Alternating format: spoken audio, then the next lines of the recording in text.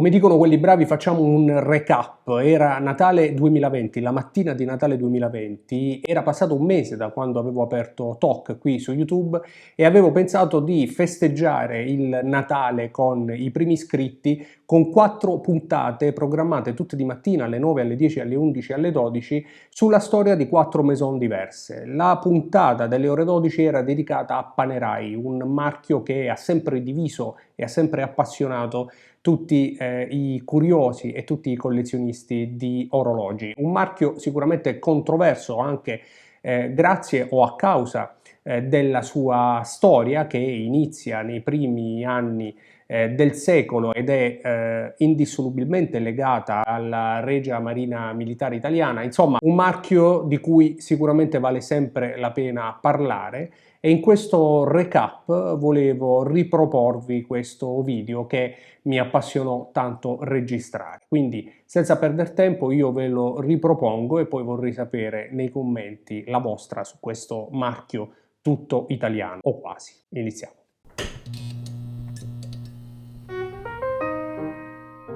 Premetto sin da subito che questo video non ha velleità storiche, la storia di Panerai è davvero complessa e lunga, quindi non mi dilungherò su inutili faccende o sfaccettature che peraltro si leggono nella tantissima e vastissima letteratura che possiamo trovare online o nei tanti libri dedicati a Panerai. Piuttosto ho intenzione di soffermarmi brevemente su quelle che sono le tappe fondamentali che hanno reso Officine Panerai un'azienda italiana, oggi svizzera e facente parte del gruppo Richemont, così amata e così ambita nel mondo del collezionismo. La storia Panerai infatti si divide in 2 fasi fondamentali, in realtà ce ne sono di più, ma quelle più conosciute sono pre-vendom e post-vendom, ovvero a seguito del 1997 da parte dell'acquisizione di Panerai da parte della Vendom, che poi diventerà appunto Richemont. E tutti i pezzi più amati, più ambiti dai collezionisti fanno parte chiaramente della collezione pre-vendom, cioè quella collezione originale e assimilabile appunto alla vera officina Panerai, ma che in ogni caso, almeno personalmente, ritengo sia stata sicuramente e in maniera degna portata avanti poi proprio dal gruppo Vendom e poi Richemont, con l'introduzione non soltanto di calibri di manifattura altamente complessi che ai puristi molto spesso non piacciono, ma che in ogni caso esistono e sarebbe un peccato non valutarli, ma che soprattutto ha portato il marchio Panerai ad essere apprezzatissimo in tutto il mondo, e questo è dovuto anche alla famosa storia di Sylvester Stallone che, passeggiando per Firenze, vide in vetrina proprio questo Luminor, del quale si innamorò grazie alla sua possenza e alle linee pulite. Da quel momento Stallone diventò un amante e collezionista Panerai, e peraltro un suo Panerai, il primo che acquistò, è stato venduto in asta recentemente, raggiungendo chiaramente cifre record che non ricordo esattamente, ma superano di sicuro le $250.000. Insomma, la storia Panerai, dalla più antica alla più recente, come per le altre storie che abbiamo anche raccontato, è costellata come sempre di grandi successi e non potrebbe essere diversamente. Ma le origini Panerai affondano molto più lontano, in Italia, a Firenze in particolare, nel 1860. Proprio nel 1860, infatti, sul Ponte delle Grazie a Firenze nasce la prima bottega Panerai, che prenderà il nome di Orologeria Svizzera e che sarà un punto di riferimento per l'acquisto di orologi di lusso come Patek Philippe, per esempio, che arrivano in Italia proprio grazie all'intuizione di Panerai. Sarà anche una scuola di orologeria che poi successivamente negli anni prenderà posto dove ha sede oggi, nel Palazzo Arcivescovile di Piazza San Giovanni a Firenze, forse una delle piazze più belle d'Italia, a mio avviso forse la più bella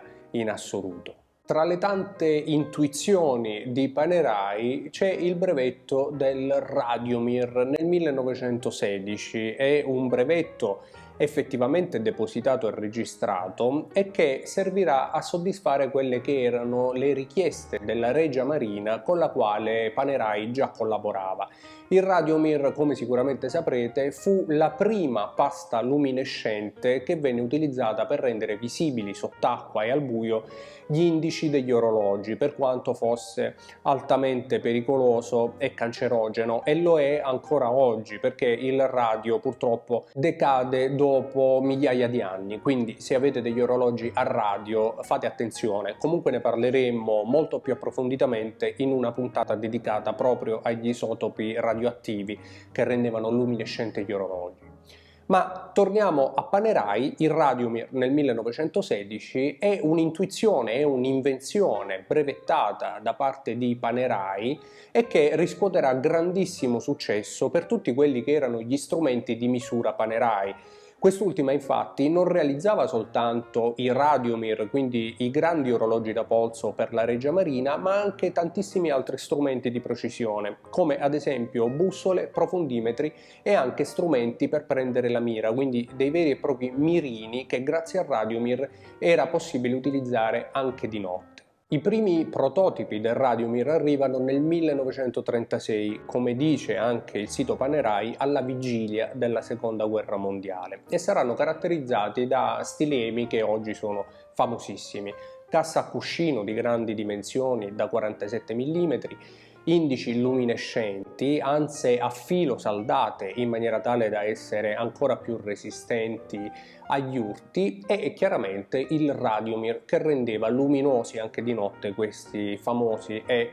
a mio avviso bellissimi e iconici orologi. Il Radiomir in particolare era dato in dotazione agli incursori del comando primo gruppo sommergibili della Regia Marina italiana e veniva utilizzato chiaramente come vero e proprio strumento di guerra insieme agli altri strumenti professionali di cui abbiamo appena parlato. Il Radiomir in ogni caso è uno strumento in evoluzione, è appena stato realizzato e già 2 anni dopo, nel 1938, vengono introdotte numerose novità. La prima è il quadrante cosiddetto sandwich, ovvero 2 piastre sovrapposte dove la seconda, quella che poggia sulla prima, è traforata all'altezza degli indici in maniera tale che questi ultimi siano ancora più visibili e luminescenti in quanto riempiti completamente di radio. In più viene introdotto anche un nuovo quadrante che riporta alle ore 12, 3, 6 e 9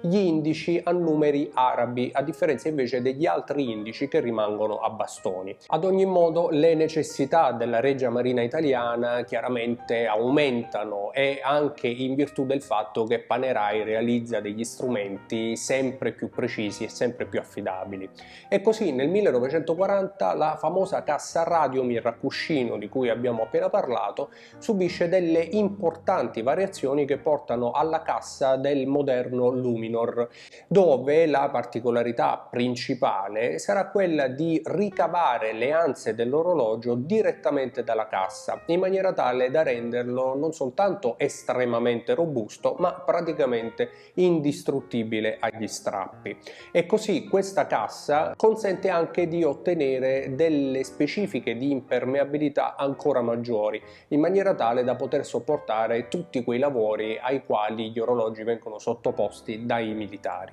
Nel 1943 viene poi prodotto un orologio magnifico, un cronografo che prenderà il nome di Mare Nostrum e che era destinato agli ufficiali di coperta. L'unico esemplare di quell'epoca sembra essere stato ritrovato nel 2005, anche se poi il Mare Nostrum è stato realizzato recentemente in versione moderna e chiaramente in riedizione del prototipo originale in produzione chiaramente limitata, che si vendeva circa per 10.000 euro. In ogni caso un cronografo davvero stupendo e iconico per quello che può essere un orologio destinato agli ufficiali di coperta negli anni 40 e che vi mostro in queste immagini. Come potete vedere, il cronografo usufruisce di due contatori a ore 9 e a ore 3 e negli anni 40 cominciano gli studi e la progettazione di uno dei tratti fondamentali del design Panerai, cioè il dispositivo a ponte con la leva proteggi corona. In pratica si tratta di una delle caratteristiche più famose, più riconoscibili degli orologi Panerai e soprattutto delle casse Luminor, ovvero quella mezzaluna che contiene una leva grazie alla quale è possibile rendere impermeabile l'orologio senza l'utilizzo di una corona avvitata. Infatti le corone Panerai sono a pressione, ma hanno la possibilità di rendere impermeabili queste casse perché vengono letteralmente spinte contro la cassa grazie alla chiusura della leva inserita nel sistema a ponte, che è chiaramente un sistema brevettato da parte di Panerai. In questo modo viene resa molto più semplice la carica dell'orologio, che sarà possibile effettuare senza dover ogni volta svitare la vite che dovrebbe proteggere la corona, perché non c'è alcuna vite infatti, ma per caricarlo sarà semplicemente sufficiente liberare la corona dalla leva con un semplice scatto, girarla per la carica e poi richiudere il tutto per far tornare impermeabile l'orologio. Un'invenzione che sembra semplice a prima vista, ma che chiaramente aveva necessità di essere ideata e ingegnerizzata in maniera tale da essere anche funzionale, e come sappiamo Panerai ci riuscì alla grande. Nel 1949, scoperte quelle che purtroppo erano le conseguenze del radio e dunque del Radiomir, che da prodotto eccezionale e quasi miracoloso venne scoperto invece essere purtroppo cancerogeno, Panerai si adeguò e quindi brevettò una nuova pasta luminescente, questa volta sì cancerogena ma contenente un isotopo radioattivo molto meno dannoso del radio, e che brevettò con il nome di Luminor. Un anno dopo, nel 1950, il Luminor iniziò a prendere le forme di quello che è oggi il Luminor moderno, ovvero la famosa cassa con anse saldate, dial sandwich con pasta Luminor al posto del Radiomir e ancora il ponte, famosissimo ponte Proteggi Corona, che garantiva l'impermeabilità nonostante la corona di carica non fosse avvitata, come abbiamo appena detto. Poco dopo poi Panerai, attesa l'esigenza di quella che era la marina egiziana, con la quale aveva stretto un altro rapporto di collaborazione tecnica, realizzò un orologio dalle dimensioni e robustezza eccezionali, e infatti nasce il Panerai egiziano, un orologio subacqueo da 60 mm di cassa e che è famoso per la sua imponenza e che porta con sé non soltanto il ponte Proteggi Corona ma anche una nuova innovazione. È il 1956, da poco sono usciti sul mercato i primi orologi con lunetta girevole e Panerai non è da meno. L'egiziano porta con sé quello che sarà il progenitore del submersible, ovvero il Panerai con ghiera girevole graduata ogni 5 minuti. Per tutti gli anni 60, 70, 80 e gran parte degli anni 90 Panerai continuerà a lavorare per la Marina italiana, portando con sé brevetti e segreti chiaramente che andranno a coprire quelle che erano le caratteristiche tecniche dei propri prodotti, e ci riferiamo, come abbiamo già detto, non soltanto agli orologi ma anche agli strumenti di alta precisione utilizzati soprattutto dai subacquei. In particolare poi nel 1972 ci sarà quello che è il passaggio più famoso e conosciuto soprattutto da parte degli amanti Panerai, ovvero l'azienda, a seguito del purtroppo decesso dei fondatori e in particolare di Giuseppe Panerai, figlio di Guido e nipote di Giovanni, passerà sotto la guida dell'ingegnere Dino Zei, che sarà un grandissimo amante del marchio e che sostituirà anche il nome da G. Panerai e figlio ad Officine Panerai, quel nome storico che era presente già dal primo modello della Maison. Nel 1993, in piena epoca pre-Vendôme, ovvero prima dell'acquisizione da parte del gruppo Richemont, Officine Panerai presenta al pubblico i suoi primi 3 orologi per la produzione, per la vendita per l'appunto, e che finalmente consacra Panerai nel mondo dell'alta orologeria svizzera in quel caso.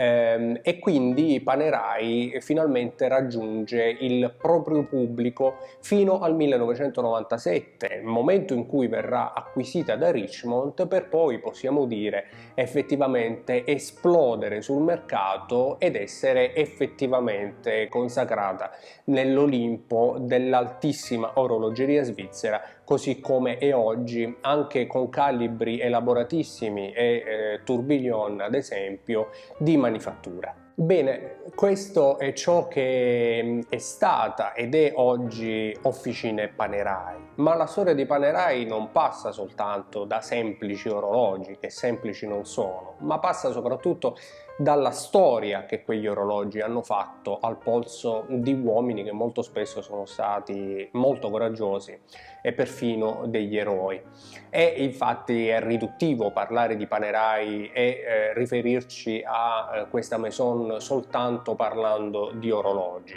In particolare Panerai, come abbiamo visto, era al polso della Regia Marina italiana e poi ancora successivamente è stata al polso dei militari praticamente fino agli anni '80. In particolare nel corso della seconda guerra mondiale sono stati tanti gli episodi che hanno reso celebre Panerai grazie al fatto che fossero al polso di uomini davvero estremamente coraggiosi. E nello specifico era Panerai in dotazione agli uomini della famosissima e gloriosa 10ª Flottiglia MAS, a prescindere da quella che è la storia politica che non mi interessa in nessun caso affrontare in questo canale. 10ª Flottiglia MAS, che oggi è il reparto Comsubin, al quale Panerai ancora oggi ha dedicato un pezzo in particolare molto esclusivo e molto ambito dai collezionisti. Ecco, riguardo alla 10ª Flottiglia MAS ci sono degli episodi particolarmente rilevanti e legati alla storia di Officine Panerai e nello specifico quelle relative ai siluri a lenta corsa, gli SLC, a bordo dei quali, praticamente a cavalcioni sott'acqua, ci si sedevano 2 uomini che pilotavano questi siluri e che si avvicinavano grazie al controllo, quindi grazie proprio a questi siluri che erano armati, a quelle che erano le navi dei reggimenti nemici. E una volta arrivati nei pressi di queste navi, spesso con missioni suicide perché risultava poi impossibile tornare indietro, sganciavano la bomba che era a bordo di questo siluro per attaccarla a queste navi. E in particolare i subacquei, dopo aver minato la nave nemica con la testata esplosiva che veniva staccata dal siluro a lenta corsa, se riuscivano poi avevano la possibilità di allontanarsi dal bersaglio. In questo modo, grazie anche ad altri mezzi, come riporta clubpanerai.com, vennero affondate nel corso della seconda guerra mondiale o gravemente danneggiate fino all'armistizio del 1943 5 navi da guerra e 27 navi mercantili per un totale di 264.792 tonnellate. Il tutto però, e questo fa parte anche della gloria della 10ª Flottiglia MAS, almeno in questi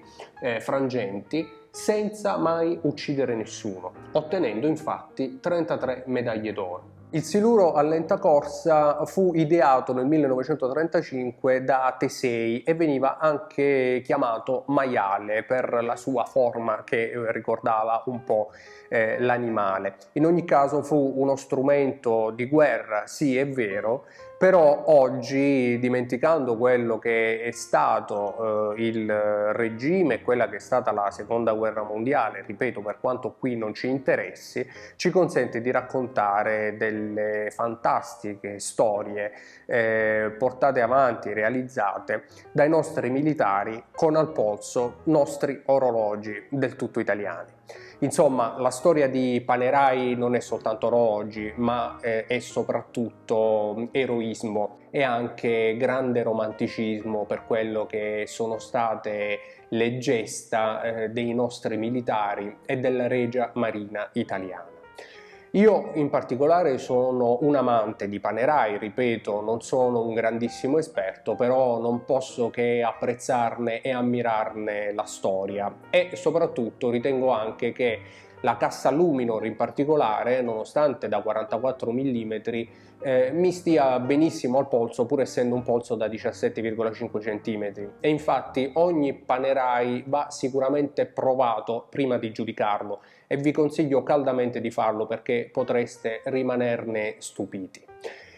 Anche questa puntata allora è finita, spero di avervi tenuto compagnia in questo strano Natale 2020 e vi ringrazio per essere stati con me e ancora vi invito ad iscrivervi al canale se gli argomenti di cui parliamo sono di vostro interesse. Ciao!